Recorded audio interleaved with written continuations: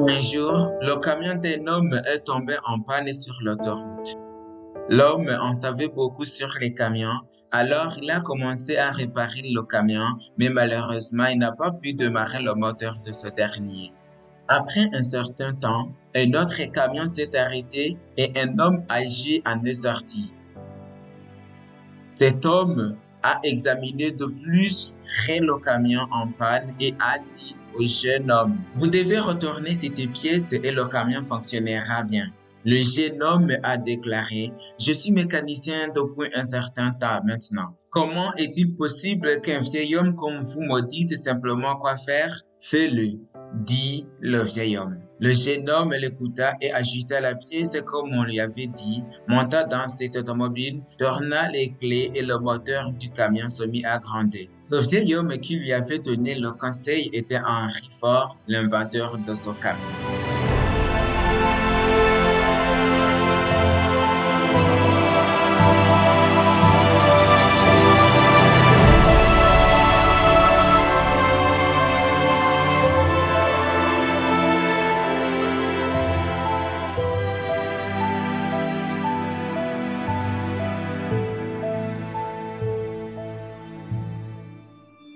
Nous avons parlé du mur de protection que Dieu a donné à son peuple. Je voudrais que nous parlions encore une fois de la création de l'homme. Ecclésiaste 7, verset 29 dit, seulement, voici ce que j'ai trouvé, c'est que Dieu a fait les hommes droits, mais ils ont cherché beaucoup de détours. C'est vrai, mon ami, Dieu a fait l'homme parfait, mais que dit-on ici?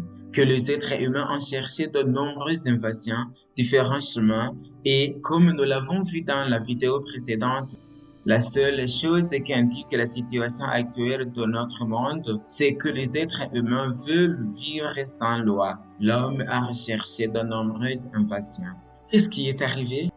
Romains 5, verset 12 dit, c'est pourquoi, comme par un seul homme, le péché est entré dans le monde, et par le péché la mort, et qu'ainsi la mort est étendue sur tous les hommes parce que tous ont péché. Ici, la parole de Dieu dit que le péché est entré dans le monde par un seul homme.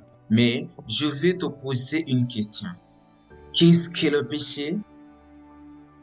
Il peut y avoir plusieurs réponses à cette question. Mais quelle est la réponse selon la parole de Dieu sur ce qu'est le péché?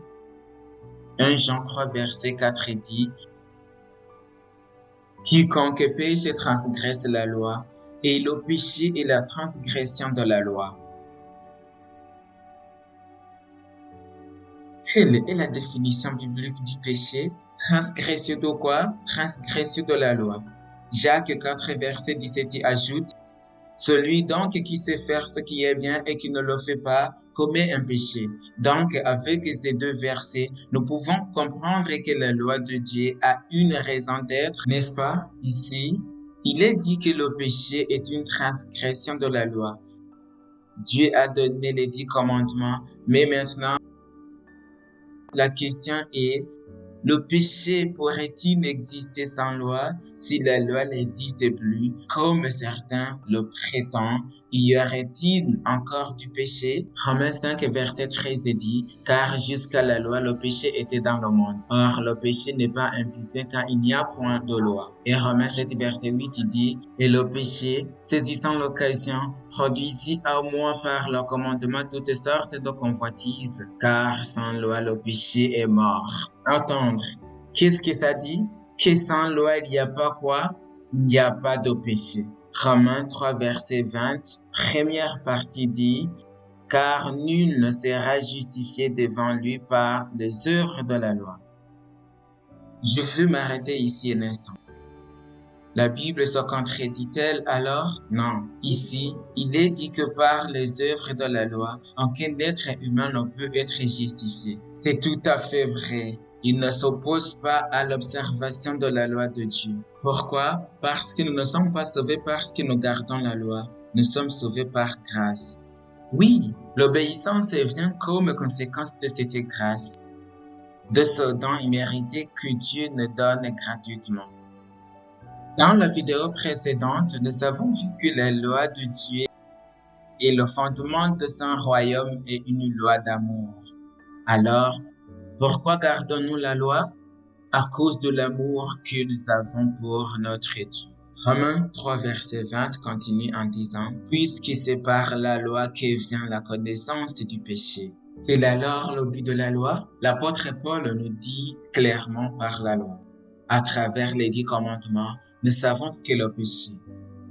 Oui, sur ces tables de pierre, on nous dit ce que nous devons faire et obéir. Paul dit, « Mais je n'ai connu le péché que par la loi, car je n'aurais pas connu la convoitise si la loi nous dit, tu ne convoiteras point. » Maintenant, je vais vous poser une question. Adam et Ève connaissaient-ils la loi de Dieu? N'oubliez pas ce que dit 1 Jean 3, verset 4.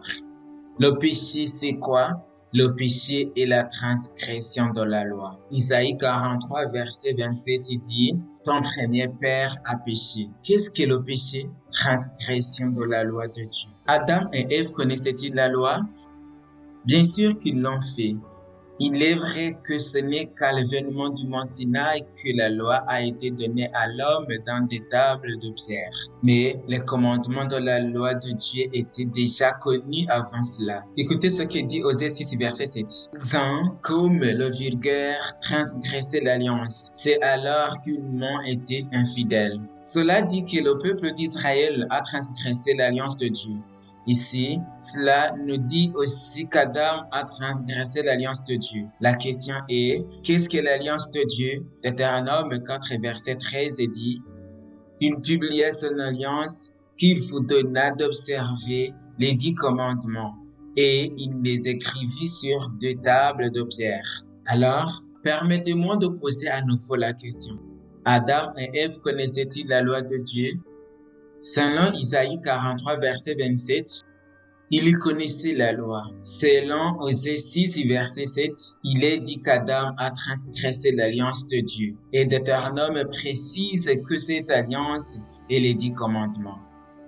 Cela signifie que la loi vient d'où? Nous avons examiné cela dans la vidéo précédente. La loi de Dieu est éternelle. Nous avons vu que la loi existe pour que nous puissions connaître le péché. Mais, comme je l'ai mentionné, la loi ne vous sauve pas. Respecter la loi ne vous sauve pas. Il y a beaucoup de gens qui semblent observer la loi, mais qui ne seront pas sauvés. Parfois, nous pouvons faire des travaux externes ou avoir l'intention de recevoir une récompense. Mais cela ne devrait pas être le cas. Plus loin, nous verrons comment nous devons respecter la loi ou pourquoi nous la respectons. Mais où me mène alors la loi? Quel est le but de la loi? Galates 3, verset 24 dit, « Ainsi la loi a été comme un pédagogue pour nous conduire à Christ. » Où la loi nous mène-t-elle? Il nous conduit au Christ. Qu'est-ce qu'un pédagogue d'école? Un pédagogue d'école était un domestique affecté à un enfant pour prendre soin de lui. Il était en charge de son éducation et devait l'accompagner à tout moment au point que lorsque l'enfant grandit, il avait une relation si étroite avec son pédagogue d'école qu'ils marchaient ensemble. Ce pédagogue d'école aiderait l'enfant à faire les choses correctement. Alors, comment la loi aide-t-elle? Elle nous aide à faire les choses selon la volonté de Dieu. La loi est une protection pour celui qui l'obéit. Ne voyons pas les commandements comme arbitraires et contre nous. Le pédagogue d'école, le serviteur qui était assigné à l'enfant, n'amènerait jamais l'enfant à faire le mal. Au contraire, il le guiderait pour que l'enfant grandisse le mieux possible. De même, les 10 commandements ne sont pas une loi arbitraire qui va contre vous. Non, au contraire. C'est une loi qui est en votre faveur si nous nous contentons de lui obéir et de nous laisser conduire par elle. Il était une fois un homme qui s'approcha de Jésus et lui posa une question. Cette histoire est enregistrée dans Matthieu 22, versets 35 à 39 et il est dit, l'un d'eux, docteur de la loi, lui fit cette question pour l'éprouver. Maître, quel est le plus grand commandement de la loi? Jésus lui répondit, tu aimeras le Seigneur, ton Dieu, de tout ton cœur, de toute ton âme et de toute ta pensée. Et voici le second qui lui est semblable. Tu aimeras ton prochain comme toi-même. Ici, quelqu'un a demandé à Jésus quel était le plus grand commandement pour le tenter. Mais il y a eu une réponse surprise. Jésus n'a pas mentionné le premier, le deuxième, le troisième, le quatrième ou le cinquième commandement. Il n'a mentionné aucun des 10. Il semble que Jésus ait donné une autre réponse. Quelle était la réponse? La première partie était que tu aimeras le Seigneur, ton Dieu, de tout ton cœur. Oh, alors Jésus a-t-il supprimé les 10 commandements et les a-t-il remplacés par les 2 autres? Ce n'est pas le cas. Pourquoi? Romains 13, verset 10 dit, « L'amour ne fait point de mal au prochain. L'amour est donc l'accomplissement de la loi. » Pourquoi Jésus a-t-il dit que le plus grand et le premier commandement était d'aimer le Seigneur ton Dieu et que le second était d'aimer ton prochain comme toi-même? Pourquoi? Parce que si vous vous souvenez de la loi de Dieu, elle était écrite sur les 2 tablettes de pierre. La première tablette avait 4 commandements. Le premier étant, tu n'auras point d'autre Dieu devant moi. La seconde, tu n'adoreras pas les images. Le troisième, tu ne prendras pas le nom du Seigneur en vain. Le quatrième, souvenez-vous du jour du sabbat pour le sanctifier. Bien sûr, ici nous avons 4 commandements. Et cette première partie de la loi fait référence à l'amour que nous avons ou montrons à Dieu. Car si nous aimons Dieu, nous n'aurons pas d'autre Dieu. Nous n'adorerons pas les images, nous ne prendrons pas son nom en vain. C'est juste. Et si nous aimons notre prochain comme nous-mêmes, les 5 commandements disent « Honorer ton père et ta mère. Tu ne tueras pas, tu ne commettras point d'adultère, tu ne voleras pas, tu ne mentiras pas, tu ne convoiteras pas. » Donc, Jésus n'a pas supprimé la loi. Nous avons vu cela dans la vidéo précédente où Jésus a dit qu'il n'était pas venu pour détruire la loi, mais pour l'accomplir. Mais Jésus nous enseigne que la raison pour laquelle nous observons la loi est parce que nous aimons Dieu et aimons notre prochain. C'est un amour double.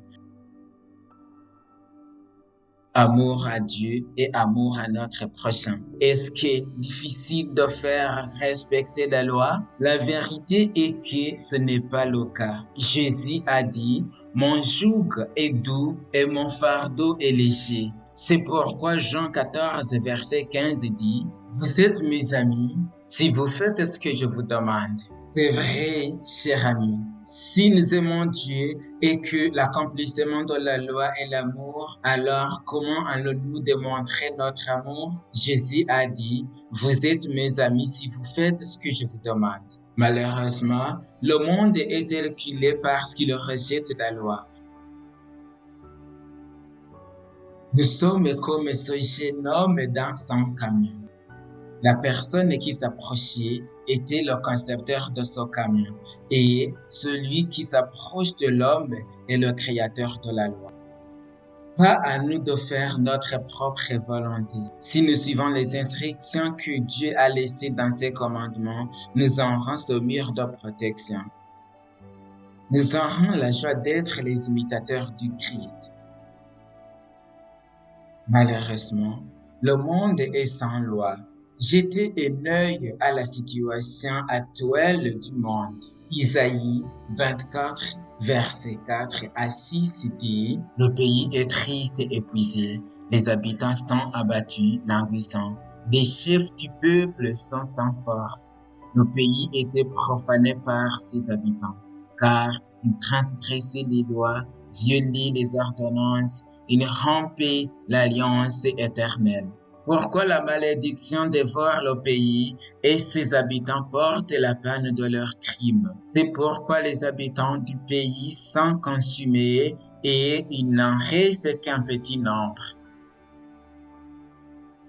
La Bible le dit clairement ici, et je n'ai pas besoin de vous donner plus de faits et de statistiques. Vous pouvez regarder autour de vous. Peut-être que vous avez été victime d'agressions, d'abus. Peut-être connaissez-vous quelqu'un qui a faim. Nous n'avons pas besoin de chercher bien loin. Mais si vous décidez de garder ces 10 commandements aujourd'hui, comme nous l'avons vu dans la vidéo précédente, votre paix sera comme un fleuve et votre justice comme les profondeurs de la mer. Que le Seigneur vous bénisse. Invitons Jésus et aimons notre Dieu et nos voisins comme nous-mêmes.